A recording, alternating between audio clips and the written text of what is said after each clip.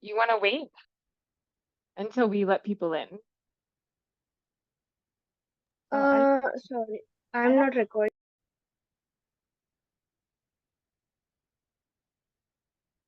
today I have the pleasure of being moderator, lecturer, and host.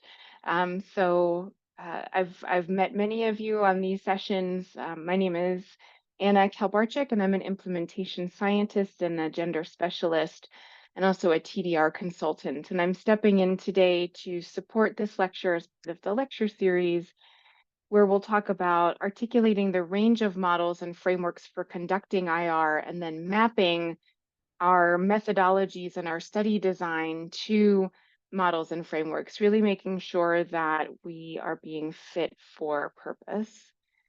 Nidhi, why don't we just close the waiting room so we can admit everyone and then just close it so people can come and you don't have to admit them manually?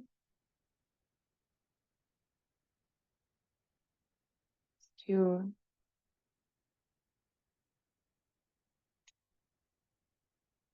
As a reminder from a logistics perspective, if you would prefer to receive today's lecture in another language, we do have translated captions available. So you can select captions and then translation and make sure that your speaking language is set to English, but the translated language is set to the language of your choice, and that should be available in your Zoom functions. So again, if you would prefer to receive today's lecture translated into a language of your choice, you can set the speaking language to English and then the translated captions to your language.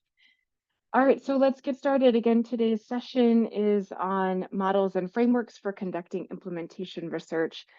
And one of the reasons I'm particularly excited to give this lecture and to discuss with you all today is because what we've noticed is that implementation science training has really had a lot of focus on thinking about context and barriers and enablers, but not always rooted in these frameworks and models. But implementation research has come a long way.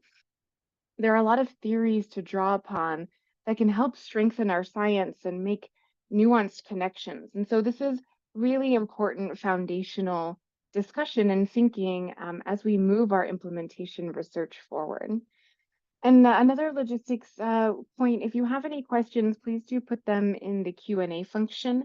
It's a little easier to manage in the Q&A than in the chat, especially since I'm managing the session as, again, speaker and moderator. So please do post your questions there and as we go along. So today's session will be distinguishing between different theories, models, and frameworks that are applied in implementation research. And we'll formulate research questions that can guide suitable IR study methods, including the data collection process. So we'll talk about specific data collection at the end and really weaving again theories, models, and frameworks with methodologies, making sure they're fit for purpose, and then thinking about the type of data collection then that we might need. So why do we need theories, models, and frameworks in implementation research? So IR has really progressed towards an increased use of theoretical approaches. And this is because of some of the poor theoretical underpinning of IR that makes it difficult to understand and explain implementation success or failure. And also because we failed to develop better strategies to achieve more successful implementation. And so really using theories, models, and frameworks can help us overcome these two barriers, right? Improving our understanding and ability to explain implementation success or failure, and then to develop better strategies that help us achieve better implementation. When used in implementation research, our theories, models, and frameworks can guide the design and conduct of our IR studies. It can inform the theoretical and empirical thinking of our research teams, really making sure that we're aligned in terms of our vision and our approaches. It can aid in the interpretation of findings. We can use our theories, models, and frameworks as an analysis guide, and this can be particularly useful for qualitative and mixed methods research. And then it can also guide our phases of knowledge transfer of the research findings into policy and practice by serving as a guide, by serving as, thinking about the approaches, the relevant stakeholders, what knowledge do we need to transfer and how. So when we use theories, models, and frameworks, it can really help to bolster our implementation research in a number of ways. On this slide, we have an example that we'll use a few times throughout the lecture of why a framework might be useful or needed. So the example on the left is about an e-tracker in Bangladesh. So Bangladesh Expanded Program of Immunization, or the Bangladesh EPI, was piloting a digital tracking system for tracking immunization eligible children, and this was called the e-tracker. Then, before scaling up the digital app, the team conducted implementation research on the system to assess the different challenges and solutions for facilitating the scale up. The team conducted some qualitative interviews where participants were asked about their perspectives on the e-tracker. And one participant stated here the quote that's on the slide. The guideline states that the objectives of e-tracker, how to use it, operating system, troubleshooting, to understand the app, and our younger health assistants can work the app by following the guidelines, but some of our older members cannot even download the app. They need assistance from others because for them, the guideline is not enough. And so using a framework, thinking about different levels, the intervention specifically, right? Thinking here, we can parse out the information provided in this quote from the participant. So starting with the intervention, right? The guideline for the digital intervention, the EPI tracker, was comprehensive. But at the individual level, we're starting to see some differences. Young workers can easily use the app, while older workers have experienced challenges using or even downloading the tracker. And then when we look at the inner setting, we can then start to think about what's needed at that organizational level. So this is the environment within the implementing organization, and the users received assistance on how to use the EPI tracker from other colleagues. So this is an important contextual finding where we're looking at how implementation is really working within this setting. When used in implementation research, theories, models, and frameworks can guide a set of analytical principles or statements that help to structure our observation, our understanding, and our explanation. And they involve a deliberate simplification of a phenomenon or a specific aspect of a phenomenon, right? Similar to the health belief model, if any of you are familiar with that model. And then theories, models, and frameworks can also organize and describe information and relationships between different concepts, such as the social determinants of health. In the field of implementation science, there are three overarching aims for which we use our theories, models, and frameworks. And the first is to describe and guide the process of translating research into practice, right? One of our fundamental objectives in IR is really to make sure that the research that we conduct is translated and then used into practice. The second is then understanding and explaining what influences implementation outcomes, right? What is influencing our implementation? And then the third is evaluating our implementation. And then based on these three specific aims, there are 5 categories of theoretical approaches, and we'll walk through each of these 5 categories. And they include process models, determinant frameworks, classic theories, implementation theories, and evaluation frameworks. And maybe quickly before I move on, I'd like to invite you to put in the chat what are some implementation science frameworks, theories, or models that you're familiar with, or maybe that you've used in your own research? So I'll just give a moment, put anything in the chat, any theory, model, or framework in implementation research that you're familiar with or that you've used, either one. And they would fall under these categories.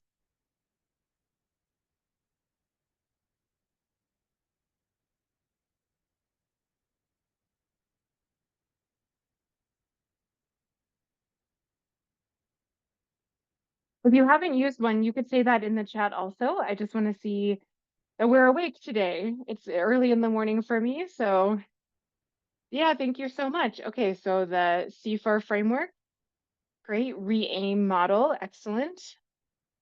Yep, those are both very common, well-known implementation science models. What else?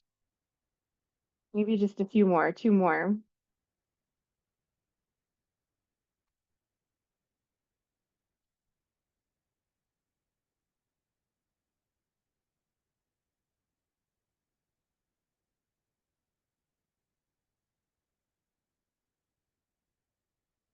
Okay, great. The socio-ecological framework. Yep, that can certainly be used, particularly as we think about different determinants at these different levels. Good.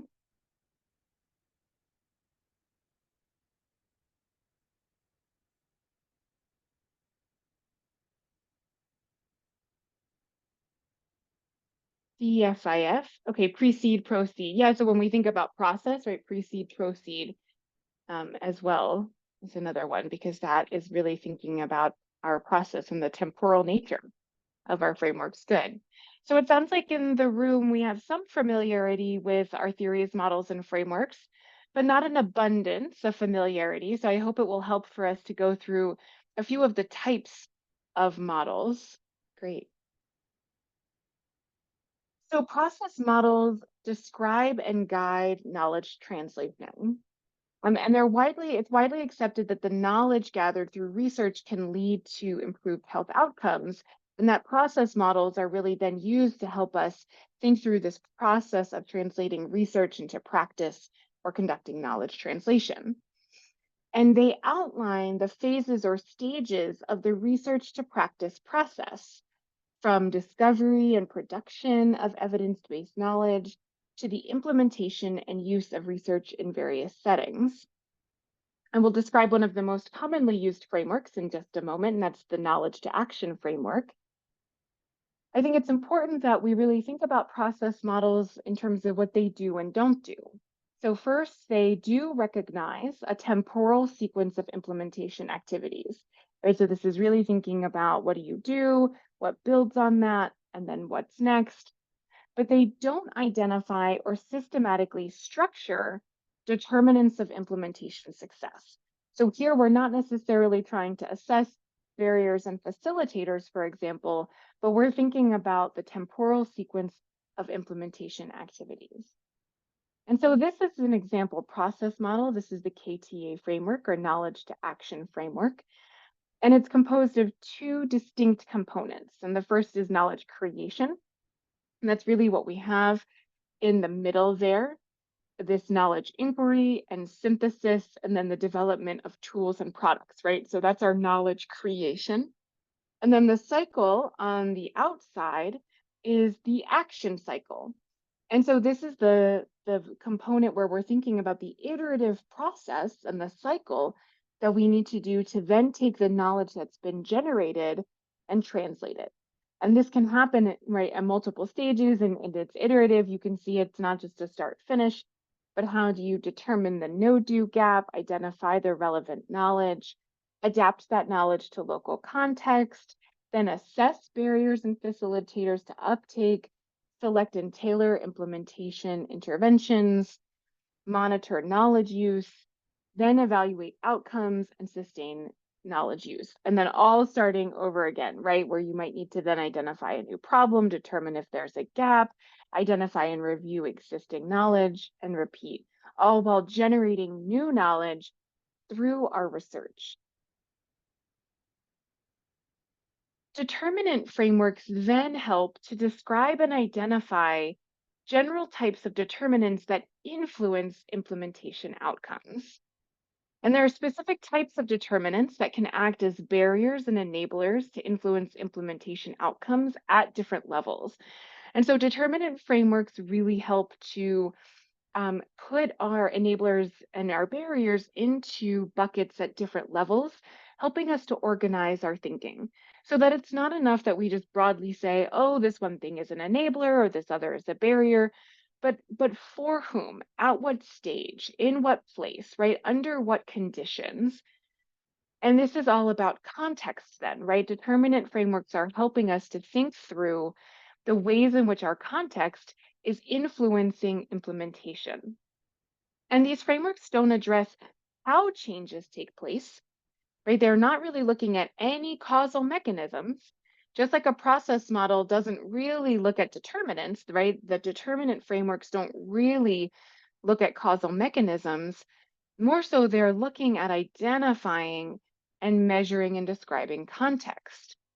So, one example, one that came up in the chat earlier, and one that's very well known, is CIFR.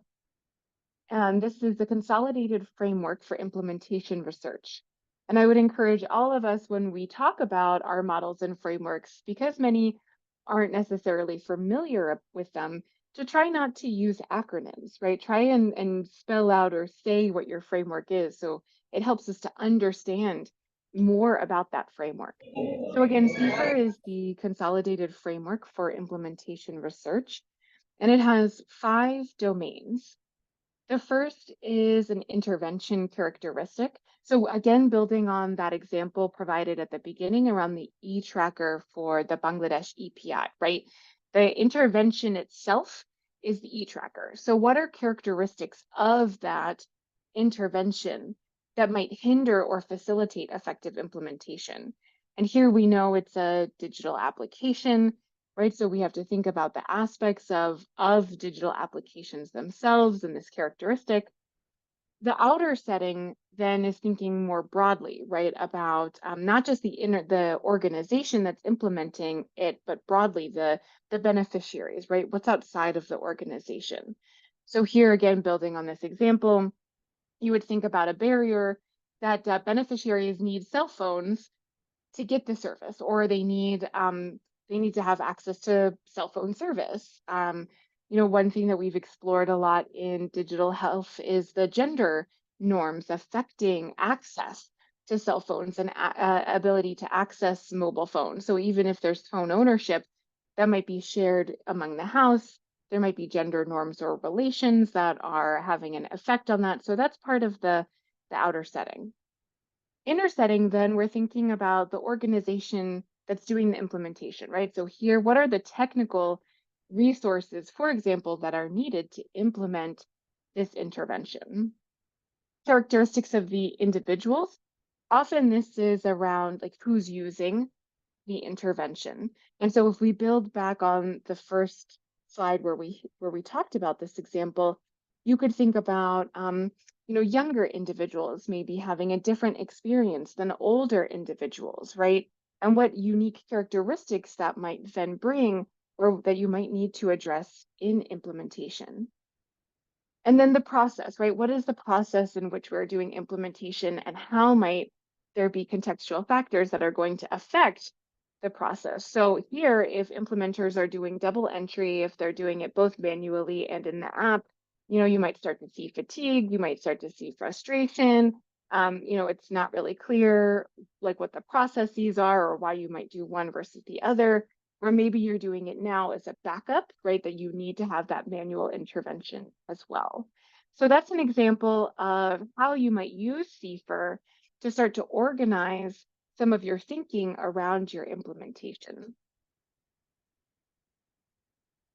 Then we have our classic theories, and these really originate from fields external to implementation science, which are much older and more established, such as psychology, sociology, and organizational theory. There are many famous classic theories. One is the theory of diffusion, which is a theory about how knowledge utilization is broadly used in implementation science. And through this process, knowledge and innovation can then be communicated through various channels to targeted audiences. But again, theory of diffusion comes from other fields. So just like I asked you to talk about implementation, the science models that you're familiar with and put them in the chat, I'd like to invite you to add to the chat some classic change theories that come to mind. What are some theories that have been brought from other fields that we know are being used in implementation science? And I thought that there was a hand raised, so I'd like to invite you to ask your question while participants are adding this to the chat. And again, the question is, what classic change theories come to mind? What have you seen? And who had previously raised their hand?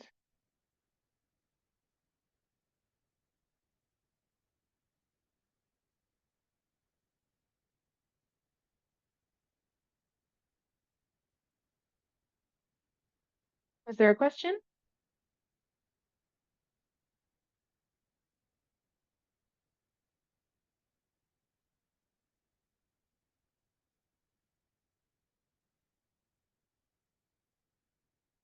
Okay. Well, if there was not a question, I still have my question to you to add here um, a classic theory that you are familiar with.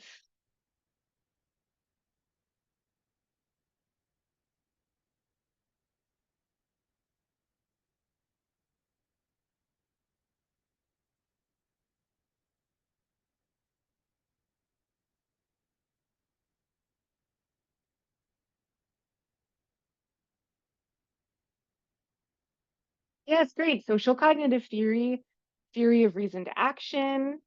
Absolutely. What else?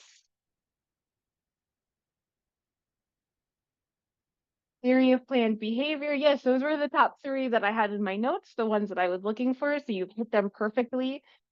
So those are all three very classic behavior change theories that are often used in implementation research, right? Again, because they are talking about the change in behavior, right? How can we explain changes? And here often we're trying to establish changes in implementation or changes that are going to affect our implementation. We've also seen that there's an increasing focus on organizational theories as well, because implementation research uniquely recognizes the relevance of organizational culture, climate, and leadership on implementation, right? If we go back to the C, for example, right here, we're really talking about the inner setting in that fourth box or that middle box. We're talking about the implementing organization, right? That there are fundamental aspects of the organization, of its culture, of its climate that are going to affect implementation, right? Can you affect change in an organization if people aren't ready? Can you affect change in an organization if there's not the capacity, whether that's personal capacity or broader systems and structures capacity, right? So now we're also sort of building in this additional organizational level as we think about change and implementation. Right, our fourth bucket is implementation theories. And these have been developed by implementation researchers, either from scratch or by adapting existing theories and concepts. And they help us provide an understanding or an explanation about aspects of implementation. So, one example is the capability, opportunity, motivation, and behavior theory. And this theory explains that capabilities, opportunities, and motivation all influence behavior, right? So, and we're also seeing this interplay that capability also influences motivation, opportunity influences motivation, and then these can all lead to behavior. And I think this really nicely sort of speaks to some of the organizational components that I was just talking about, right? What are the capabilities at different levels? If you're feeling very capable, right, do you have higher motivation for change, right? You're feeling, oh, I'm capable of conducting this change. Maybe there's also an increased opportunity to enact change, right? You're starting to see contextual factors, maybe broader political or social factors, or maybe even opportunities within an organization that say, okay, now I'm really feeling like I have the motivation to engage in this behavior and what we're trying to see. And then our last group within these implementation frameworks, theories, models, and frameworks, is an evaluation framework. And these provide a structure for evaluating implementation activities. Now, REAIM was mentioned earlier in the chat when I asked about implementation research frameworks that you're used to or that you're familiar with or heard of, and that's REAIM. And REAIM stands for Reach, Effectiveness, Adoption, Implementation, and Maintenance. And so those are the different domains. And when we apply that to our example of the Bangladesh e-tracker app, here we could look at reach, right, would be measured by coverage of the app. Effectiveness, how effective is the app at its intended goals? Adoption, to what extent is it being adopted by the implementers and by the beneficiaries? Implementation then is what is the process of implementation? So here we might be looking at a process evaluation. And then maintenance is the scale up. Okay, so how can we either maintain the use of this tracker app in this setting, right? What additional resources might be needed to encourage ongoing use, right? To monitor the use. And then how might we also be able to scale it up, right? So this is an evaluation framework that's very frequently used in implementation research. So now I've spent a lot of time going through 5 domains of 5 buckets of frameworks, right? But I haven't even touched on naming all of the different types of frameworks, theories, and models that are out there. So how do you even choose? You really choose based on your research question and your objective of the research, right? So we're trying to think then about making sure that the framework that you're using is fit for purpose, that it's matching the implementation question that you have. So are you looking to describe the implementation process, or are you looking to analyze specific outcomes? Are you looking to evaluate the implementation? Right? So here again, we might look at using CFER to understand and test determinants, but you would use REAIM to evaluate specific outcomes. So there are many theories, models, and frameworks, but you really want to make sure that you're using one that is fit for purpose for the question that you have.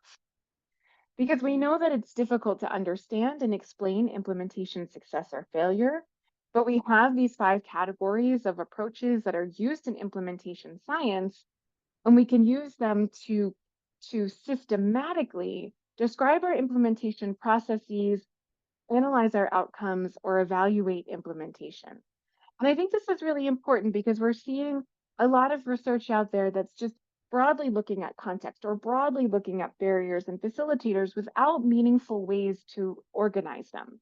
And these theories, models, and frameworks can help us to map processes, again, analyze outcomes, or evaluate our implementation, and then effectively describe those results in meaningful ways to policymakers, to program makers, to funders, in order to inform our practice. So now building on this, I want to talk about our research questions for implementation research, because the questions that we form dictate the methods that we'll use and the assumptions that we have to recognize are being made. And of course, the research question helps us to choose a research method. So for example, if we're asking the question, what describes the main factors influencing implementation in a given context? We would likely want to use multiple types of methods, right? What are the range of factors that are there, and how can we actually describe the ways in which they are influencing implementation within that context? So, key considerations for specifying our implementation research questions are then our implementation strategies, our outcomes of interest, and the context in which we're working. So framing an IR question can be guided by frameworks, right? We start with our question and then we try to assess what are we trying to do? Are we looking at an implementation problem or outcome? Are we looking specifically to describe a component of the context? Or are we looking at some component of an implementation strategy? Are we testing a strategy? Are we evaluating that strategy? Are we trying to adapt that strategy? What is the question? And there are implementation specific research methods in our toolbox, right? So that we might be able to look at those classic research methods that are available to us that we might be very familiar with, as well as implementation specific. And they might intersect with other research methodologies, and they might not always have well-defined boundaries because we are trying to answer complex questions around our implementation. And the range of implementation research varies according to factors such as the prominence of implementation within the research question, the extent to which the study is occurring in a real world context, right, involving typical populations, and the significance of implementation tactics and the application of outcomes within the research. So there's a spectrum of IR outcomes, and you can find for this description of the spectrum of outcomes. I'm going to put the article in the chat. This is the article that's being linked to here on the slide, which really talks about how we can use the spectrum to think about the range of research questions available to us in implementation research, and the types of methods that we then might map to. And those methods, in IR, we typically use three types of methods. We use quantitative methods that can help describe, explain, predict, or control a phenomenon. And these typically answer questions like how much, how regularly, or comparative questions like the difference between or the relationships between. Then qualitative research looks at getting an in-depth understanding, right? This is more of the how and the why of our research. And then mixed methods uses both of these types of methods in data collection and analysis in the same study when we believe that using solely one or the other is insufficient for a thorough understanding of our research question. And so here again, we're really thinking about the ways in which we prioritize the types of methodologies that we use, right? What method is going to best help us answer the question? So now we're really going back, okay, what is our research question, right? Are we looking at an implementation problem? Are we looking at context? Are we looking at strategy? And then what methods will best help us to answer the research question? While also thinking about the frameworks that are guiding our thinking and our analysis. And we can also use, right, common methods that are not always used in something like an RCT is not always used in implementation science. That's a randomized control trial. But in implementation focused RCTs, the question is not about determining the effectiveness of a specific treatment, but it's about assessing what implementation approach is more effective in comparison to a different one, right? So this is not about saying, is the drug that I'm giving you effective at treating the disease? It's more about what are the implementation strategies that we're using and which one is more effective in reaching our implementation outcomes. So for example, if we're thinking about, um, you know, uh, reach or coverage, right, in those evaluation frameworks, right, which type of strategy is more effective in comparison to a different one at enhancing the effectiveness of the implementation. Another example is you might have a school-based randomized control trial designed to investigate the change mechanisms of a comprehensive implementation approach for enhancing mental health in the workplace. And there's an example of that. I'll see if I can copy that link as well. Oh, that's in the same article. So that example you can see there. Then we also have quasi-experimental methods.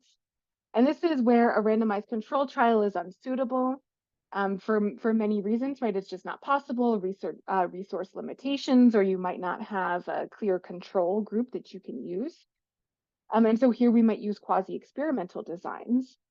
And in certain implementation research settings, policymakers or administrators might not be willing to allocate a subset of patients or locations to a control group, right? Particularly if you've got, if you're in a high profile period of time or, political cycle, or you have time sensitive clinical matters where you need to do something more quickly. And there are many examples out there of quasi-experimental designs. Then we have IR specific research designs as well. We have pragmatic trials or practical trials, effectiveness implementation hybrid trials, which is looking at both effectiveness and implementation, quality improvement studies, participatory action research, and then again, mixed methods is something that we are really using quite frequently in IR because it does help us to meet those joint goals of quantifying, right, the how many or in comparison to, and then the qualifying, right, the what or the how or the why is something happening, working, or not working? And there are specific benefits to using the IR specific research designs because they can help to generate useful insights. They can help us effectively capture the nuances of context. And there's a process of iterative flexibility that helps us to adapt and change and evolve. And throughout the course of this lecture series, we've talked quite frequently about adaptation, right? At what point do you adapt? How can you make changes while still having fidelity to the intervention? And these types of research designs help us to be more flexible such that we can help to answer these questions. In the same paper that I've linked in the chat, there's a way where we can start to think about how our research questions determine the types of research methods that we're using. And this comes into a series of objectives, which are found in the left-hand column, right? Are we looking to explore? Are we exploring an idea or a phenomenon? Or are we describing? Are we identifying and describing a phenomenon and its correlates or possible causes? Or are we trying to look at influence? Are we testing whether an intervention produces an expected outcome? And so here we really can generate each of these types of methods. And I'll print this screen and put this in the chat as well so that you can have a copy. I think this table is so important and really valuable as we think about the types of methods available to us, right? And the types of questions that we're trying to ask. And the more systematic we can be, right, in describing each of these decisions that we're making. What is the objective of our research? What is the research question specifically? How does that then inform the data collection we're trying to make? The more successful our arguments are in implementation research, right? We're really then not making people guess. Well, why did they use quantitative methods when they should have been using qualitative? Why didn't they use mixed methods, right? Why didn't they use an effectiveness hybrid trial? Here, you're really making those connections, both for yourself, for your study teams, and for everyone, how it all builds. In IR, we have a number of data collection processes that are available to us. We have primary data. This is data that's collected by researchers directly through surveys, interviews, or experiments, such as the example that we've used, the e-tracker fidelity, or looking at the implementer's experience through qualitative research. We also have available to us secondary data. We can utilize pre-existing data that's gathered by government institutions or healthcare facilities. We can look at data dashboards, right, and other data collection that's already been done to help look at things like coverage. So for example, here, the e-tracker coverage.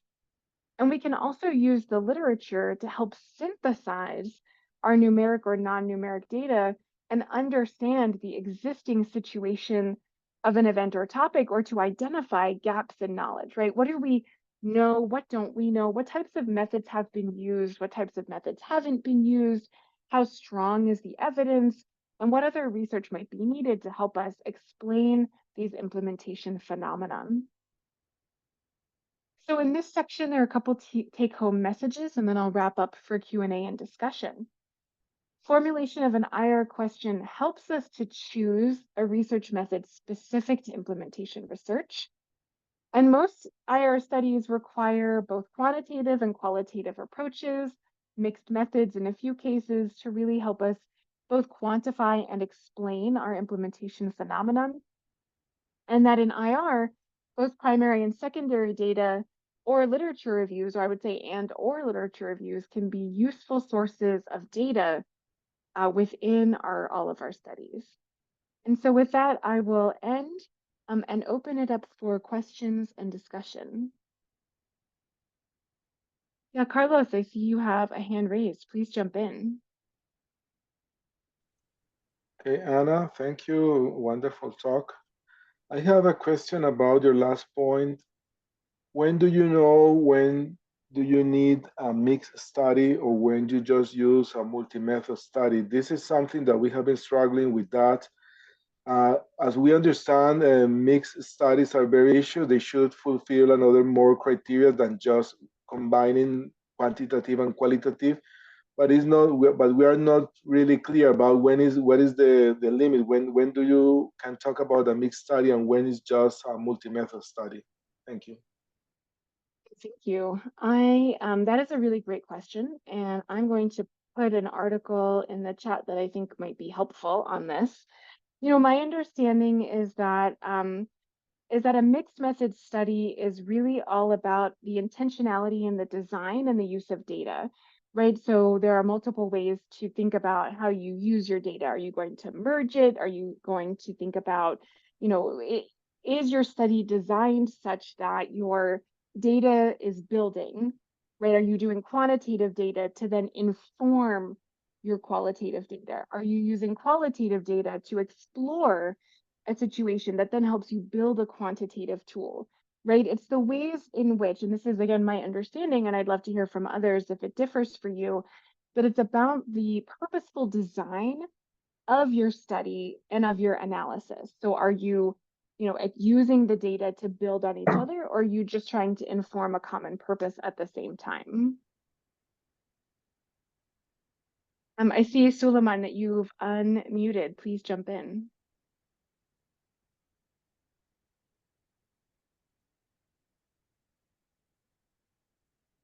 Hello.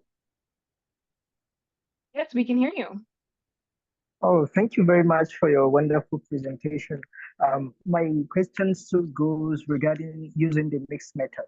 I know most of the times in determinant study, we use a mixed method so that we can get a comprehensive idea of the various barriers and facilitators. And I know at times we could use an explanatory method of a mixed method in such a way that we start with the quantitative, then move to the qualitative. The decision from the quantitative will decide how the qualitative will look like. But I'm more curious to understand what is the best thing to do. Preferably, should we start with the quantitative, then move to the qualitative, or we start with the qualitative and move to the quantitative, or we can do them concurrently? Mm-hmm. That is a great question. And there's no, this will be frustrating, a frustrating answer. There's no best way because, again, it has to be fit for purpose. So, what are you trying to achieve? Right? Are you trying to like what information do you already have? What information is it that you need to know? And here I've put in the chat a photograph because Suleiman was rightly describing explanatory sequential designs or exploratory sequential designs. And this resource here, I'll put the link in the chat, can also help to help you get started, to help you think about this, right? What is the answer or what is the question that you're trying to answer? Because there's no one right way, Suleiman, if you're, depending on what you're trying to do. Are you trying to, for example, develop, a new instrument? Are you trying to determine quantitative results that need further explanation? Right? Did you conduct a survey, for example, and you're like, I don't understand why I'm seeing these results, right? And so then you go into qualitative research to really try to unearth or unpack what's happening. Or are you trying to use formative research to help you build a broader tool, right? To help you build an instrument, for example. So I think it just really depends on what your purpose is. And that's how you pick the type of method or the type of design that you want to use. I hope these resources in the chat are helpful. Thank you very much. Thank you.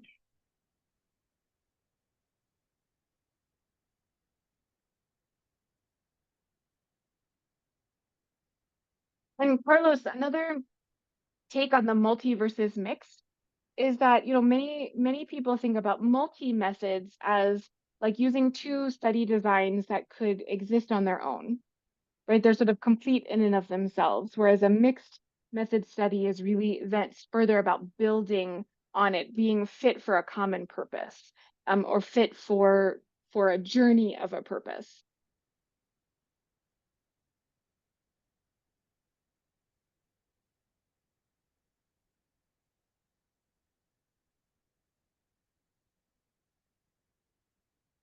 These are excellent questions. And I would welcome any questions about, of course, the use of frameworks or models of theories. This is, particularly important for those of you who are current students working on your master's thesis or who are working on your doctoral thesis, right? How do we use these frameworks to guide our thinking, to inform our study design and what we're hoping to do?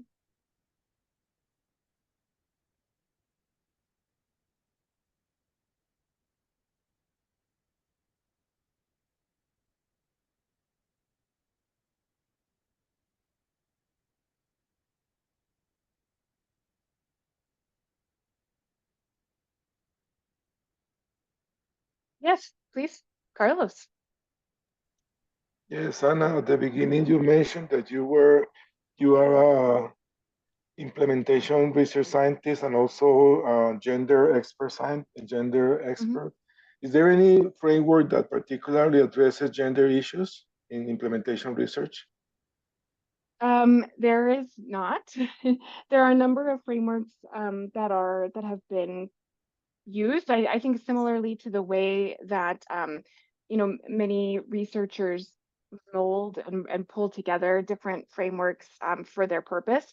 Gender can be integrated into many different types of the frameworks and models that we have.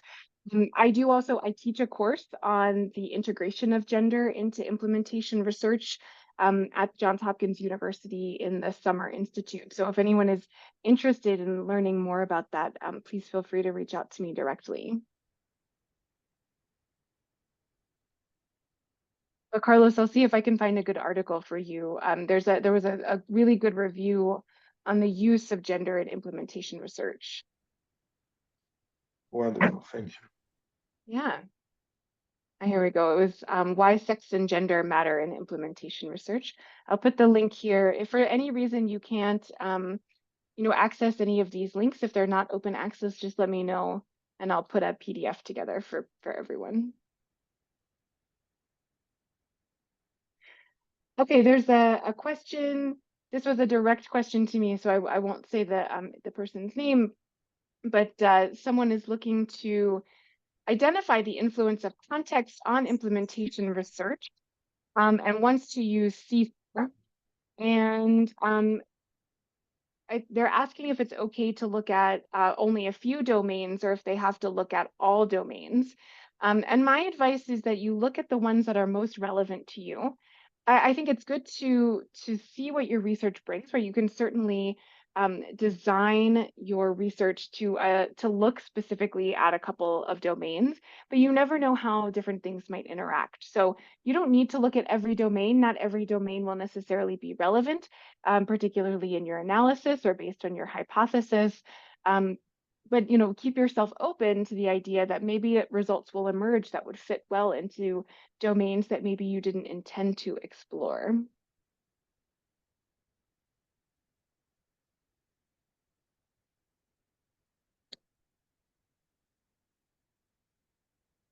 Okay, Edison is asking, is there a limit to the number of frameworks that can be used in an implementation study, or can you use or combine more than two? Again, you can always combine frameworks, ensuring that they are fit for purpose. And I think about most doctoral dissertations do. You are building on um, concepts from multiple types of frameworks from multiple fields to answer your question. So you can certainly build on, and look to combine different theories. You just have to be able to clearly describe why, right? Why was one theory not enough?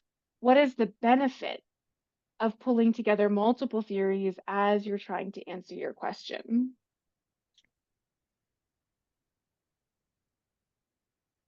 Ruth, I see your question here. I'm not sure that I understand it, so I'd love to invite you to unmute yourself and try to explain your question.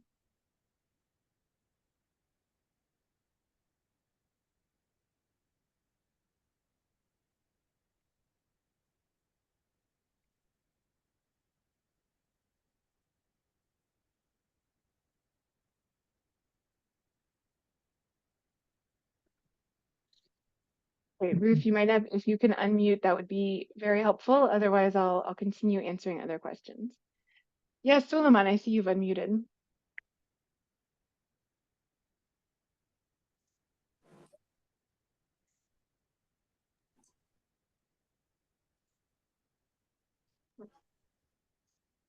Oh, Ruth, Suleiman?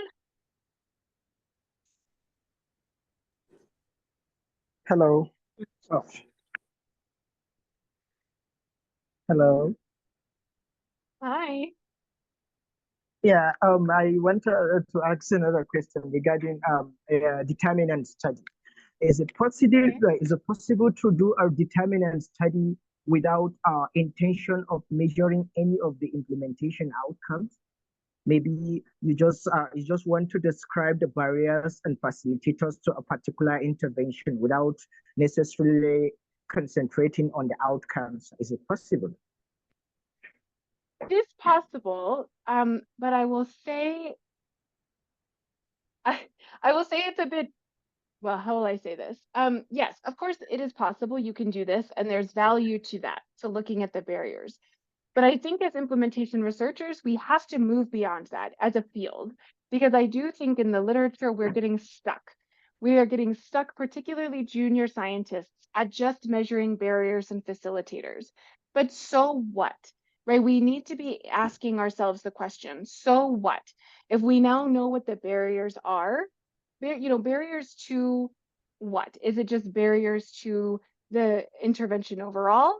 Or could we say this is influencing acceptability, right? These barriers are barriers to the feasibility or to the appropriateness of this study in this place, right? We need to just move beyond to descriptive studies and then start to use these frameworks to push us a bit more, right? The so what of our work. Because I think that's something that ends up being missing. And to me, it reminds me a lot of um, like prevalence studies, right? It's almost the equivalence, right? What is the prevalence of this issue in this community? Okay, so what, right? What do we then want to do with that information? And I think that argument needs to be built in as we start to generate our research questions. Okay, thank you very much. Absolutely.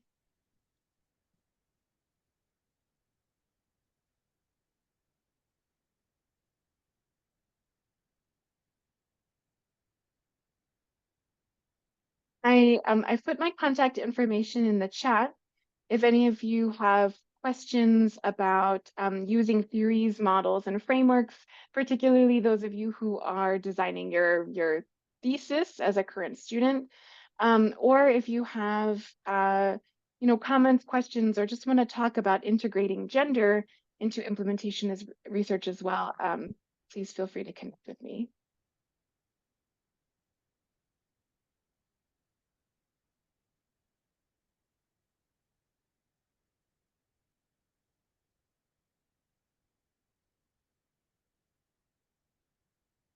Okay, I'm not seeing any other questions. Maybe I'll just wait a minute to see if anything else comes up. Maybe I could ask if there are any if there's anyone who's willing to share their own experience using these models, theories, or frameworks to guide their research or to guide their analysis. I would welcome hearing another voice today.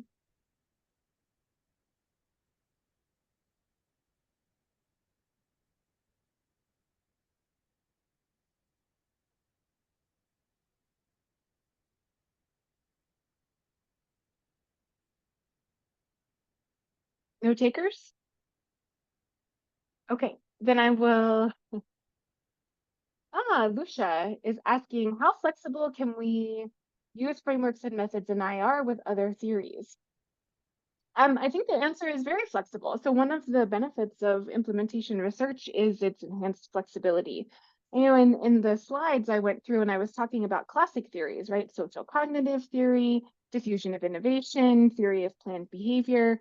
And those are all, I often wouldn't suggest that you use them as standalone theories, but rather that you integrate them with other implementation research theories. And I think there are great examples in the literature of how that can be done.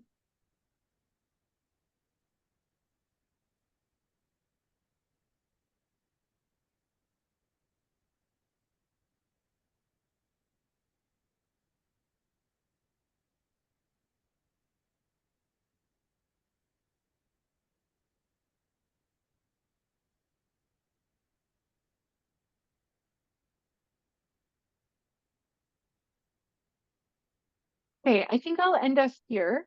Everyone, you have my contact information. I certainly welcome connecting and would love to learn more about what everyone is doing in implementation research. So please do connect with me and share.